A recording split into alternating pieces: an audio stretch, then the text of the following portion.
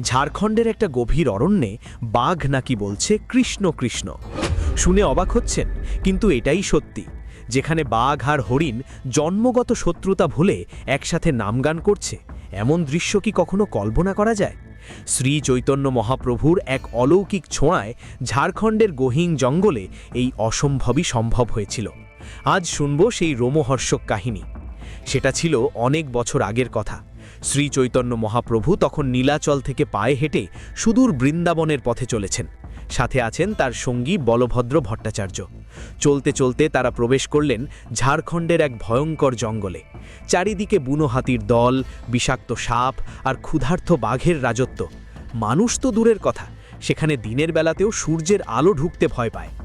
বলভদ্র ভয়ে কাঁপছিলেন, ভাবছিলেন আজ বুঝি বনের পশুর হাতেই প্রাণ যাবে। কিন্তু মহাপ্রভুর মনে কোনো ভয় নেই।